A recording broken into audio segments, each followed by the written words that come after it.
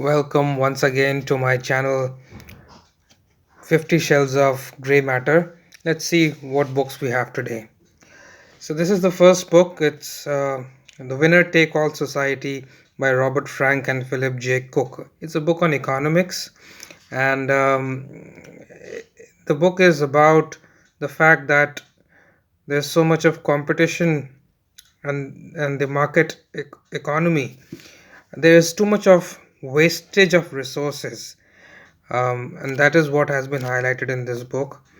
Uh, so it says that all that too much of competition does is that the topper gets way more than what the person who comes second gets, and that is not an efficient way of running a society. So he takes all the examples from sports and movies and music and media, and so he says that there is so much of that the winner take all society. So the winner, he takes everything, and why the few at the top get so much more than rest of us.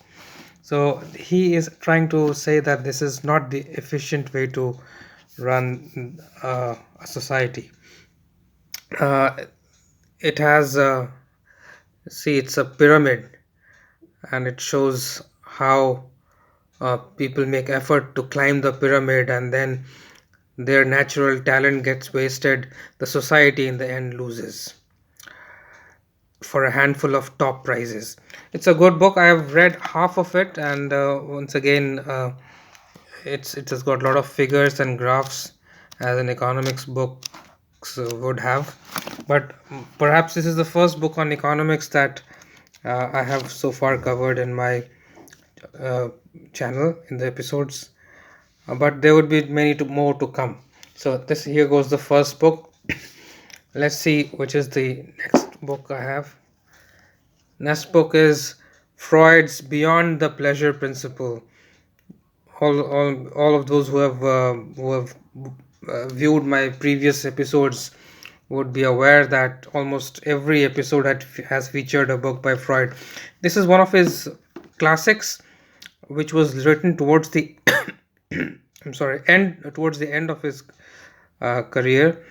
Beyond the Pleasure Principle. It's a tiny little book, but it has a an explosive theory of the death instinct, also called thanatos, uh, as opposed to the eros, the libido about which he is more famous. Now, this book is uh, not too well accepted in the psychoanalytical tradition because it says things that are difficult to reconcile with the other aspects of Freud and psychology. Look at how much I have written here.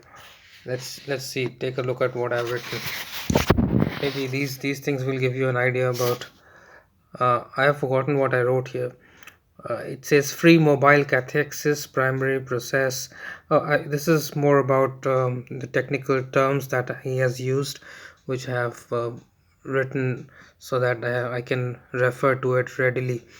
So the point is that Freud in this book lays down the thesis that there is something beyond the pleasure principle, the fact that pleasure and pain are the governing principles of our lives. He says pleasure principle itself depends on something which is more primary, and that he calls the death instinct. But he has a very strange way of proving it. What he says is that in dreams and in certain uh, cases of neurosis, we seem to be deliberately seeking pain, and this seeking of pain is not even a you know circumventing the shortcut route to pleasure. It's not like it's pleasure disguised. It is really pain that it is being sought in the form of repetition of pain. uh, and he mentions that many dreams are there which do not really uh, meet the criterion of wish fulfillment. So he goes to the theory that since life arose from inanimate objects, so life arose from lifeless matter. So he speculates that perhaps the ultimate aim of life is to revert back towards matter. And what is reverting back to matter but death? So that's the whole idea which he has developed. It's a beautiful book, one of the most revolutionary books I have read.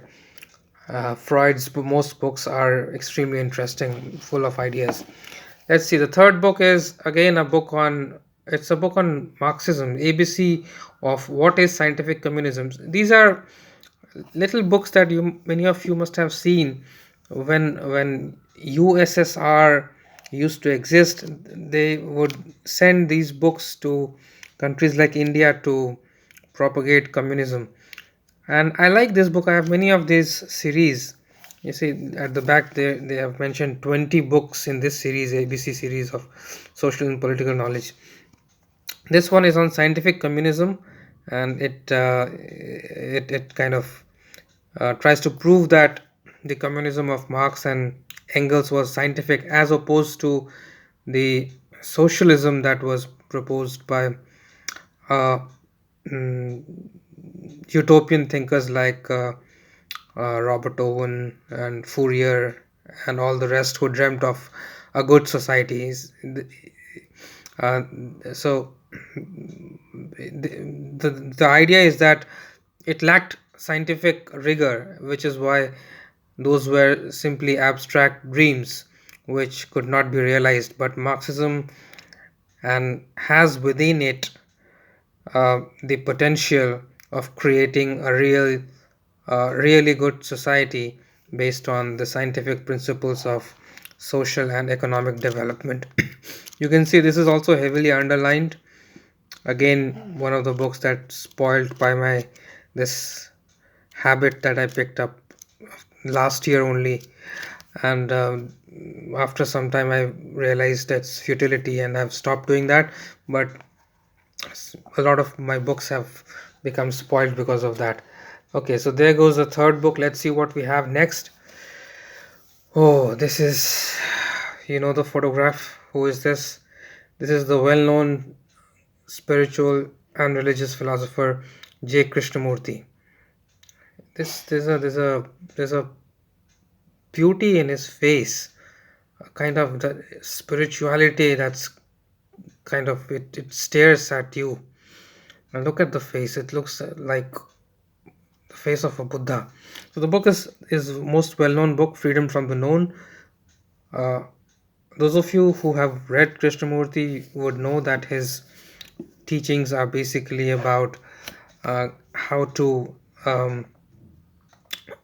come out of the grips of conditioning of thought and memory, how to perceive the reality as it is, and that's why he calls it the freedom from the known. The known is what conditions us, and as long as we are bound by the known, we will never be able to realize the beauty and immensity that lies all around us. So it's a compilation of uh, from his various talks. It has been compiled, and this book was actually compiled by someone else, but it went through Krishnamurti authorized it to be um, published as his authoritative teaching. So it's one of the best known books of Krishnamurti, Freedom from the Known. I have a couple of other books from Krishnamurti which are really very good. So this is another work on philosophy. Let's see what I have next. This is Outlines of Indian Philosophy by M. Hiriyanna. Hiriyanna was an Indian philosopher, a contemporary of Radhakrishnan, and this is a very good. It's a textbook kind of a book. I've referred it a lot of times You can see this is also, I've uh, made notes on the margins in this book as well. Because it apart from being a textbook, it really has a different take on the philosophies.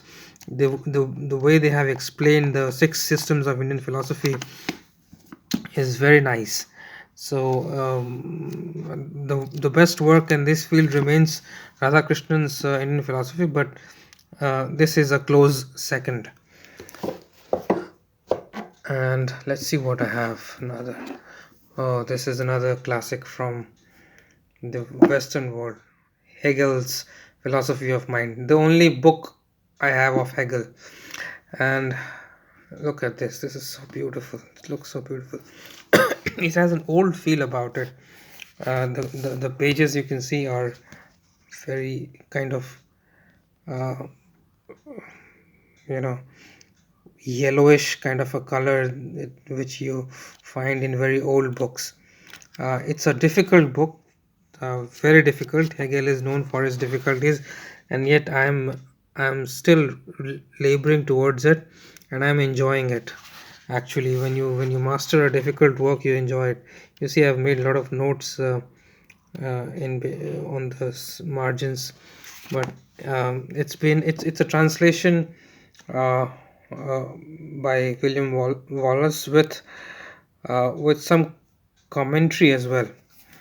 And it's one of those few books, not one of those books um, that were written about Hegel after he passed away. This is a part of the Encyclopedia of the Philosophical Sciences, and this is being part 3.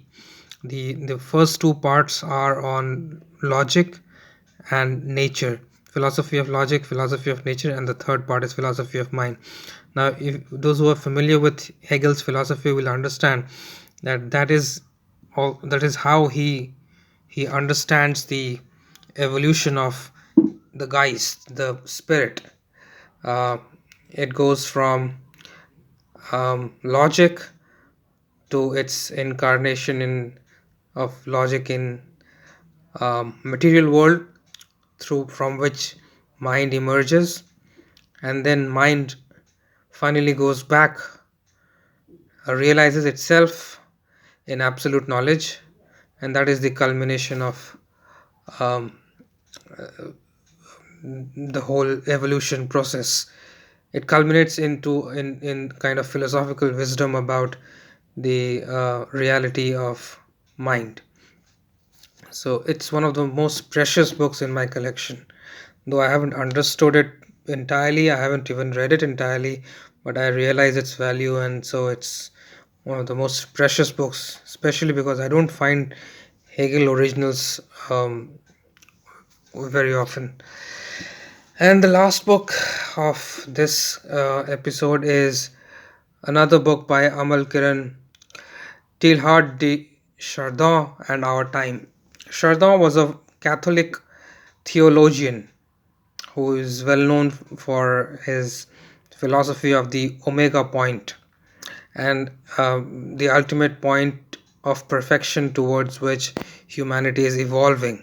So people found some similarity between Chardin's philosophy and Sri Aurobindo's. So that is what it is. This book is a comparative study. It's a pretty um, heavy book. I have read half of it. It's full of quotations from Chardin, and but it's a good book. It's around 300 pages work. But all of Amal Kiran's book, as I've been saying, they are a delight to read.